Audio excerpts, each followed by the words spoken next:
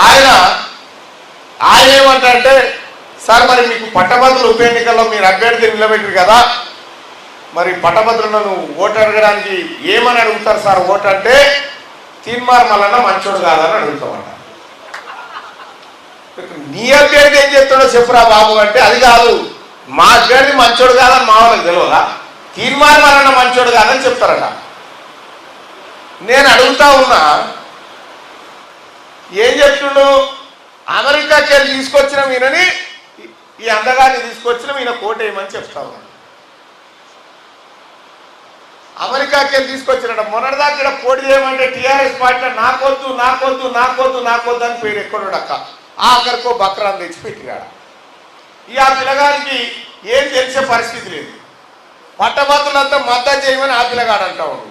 వాళ్ళ పార్టీ వాళ్ళే మద్దతు చేస్తలేరు ఆ పిల్లగానికి.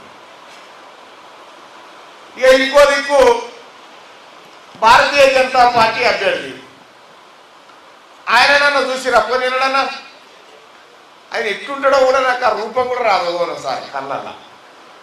ఆడ ఎన్నికల కాడ ఓడిపోయినప్పుడు చూసినా అంటే మొన్న చూసినా మళ్ళీ లైవ్లో V6 లైవ్లో కూర్చున్నప్పుడు ఆయన చెప్తా ఉన్నాడు, వాళ్ళిద్దరు మేము ప్రశ్నించే గొంతులము అని చెప్పి చెప్తా ఉన్నారు ఆ లైవ్లో కూర్చొని. వీళ్ళిద్దరు వీళ్ళకి టికెట్ లేకపోతే వీళ్ళ అధిష్టానాలను ప్రశ్నించింది నేనే. మళ్ళా ఇటువంటి సిపాయిలు రేపు పొద్దుగాల మనల్ని ప్రశ్నిస్తారు, మన తరఫున కొట్లాడతామని చెప్పి వస్తా ఉన్నారు. ఇక ఏమొద్దు, చిన్న లెక్క కాదు. 2014లో ఓ చిచ్చా హలో, నేను వస్తే ఫోన్ లోపలి గురకలే. 2014లో కేసీఆర్ చేతిలో తెలంగాణను, నరేంద్ర మోడీ గారి చేతిలో భారతదేశాన్ని పెట్టినప్పుడు పెట్రోల్ ధర ఎంతుండే? 60 రూపాయలు ఉండే. వీళ్ళ దగ్గర నుంచి మళ్ళీ మనకు అప్పయ్యే నాటికి ఎంత అయింది ధర? ఇగో ఇది వీళ్ళ అభివృద్ధి. అర్థమైందా? 400 రూపాయలు ఉన్నప్పుడు కాంగ్రెస్ పార్టీల చేతికి గ్యాస్ గుడ్ల ధర అంతున్నప్పుడు అప్పగిస్తే 1200లకు మళ్ళీ మనకి ఇచ్చేది. ఇగో ఇది వీళ్ళ అభివృద్ధి. ఉద్యోగాలు భర్తీ చేస్తామని చెప్పి ఇప్పుడే పెద్దలు చెప్పారు రఘురామ్ రెడ్డి గారు. 2 కోట్ల ఉద్యోగాలు భర్తీ చేస్తామని 1 కోటి ఉద్యోగాలు ఖతం చేసేసారు. బిజినెస్ స్టాండర్డ్ లెక్కల ప్రకారం 2025లో మరో 50,000 ఉద్యోగాలు పోతాయని కథనం ఉంది. ఎటుపోయినా ఈ ఉద్యోగాలు ఏముంది? ప్రైవేట్ పరం చేయడమే. ప్రభుత్వ కంపెనీలను తీసుకుపోయి ప్రైవేట్ పరం చేయడమే. ఈ అమ్మతాన్ని మిగిలింది ఈ దేశంలో మనమే మిగిలినాం.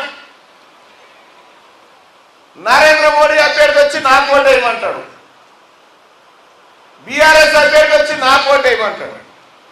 ఇంకా వాళ్ళు ఏమంటారు? తీన్మార్ మల్లన్న మంచోడు కాదు, తీన్మార్ మల్లన్న మీద 100 కేసులు ఉన్నాయి, అందుకే ఓటు వేయద్దు. ఎవర్రా ఈ కేసులు పెట్టింది? తీన్మార్ మల్లన్న మీద ప్రశ్నిస్తుండని 100 కేసులు పెట్టి జైల్లో పెట్టిన దుర్మార్గుడా కల్వకుంట్ల చంద్రశేఖరరావు, నువ్వు అడగొచ్చునా ఈ మాట? ఒక్క కేసన్నా నిరూపిస్తావా? ఈ భూమి మీద పెట్టిన కేసులన్నా ఏ ఒక్క కేసులోనన్నా నేల నిరూపితం అయితే బిడ్డ అమరవీరుల స్తూపం కాడ ఊరేసుకుందాం దా నువ్వునే.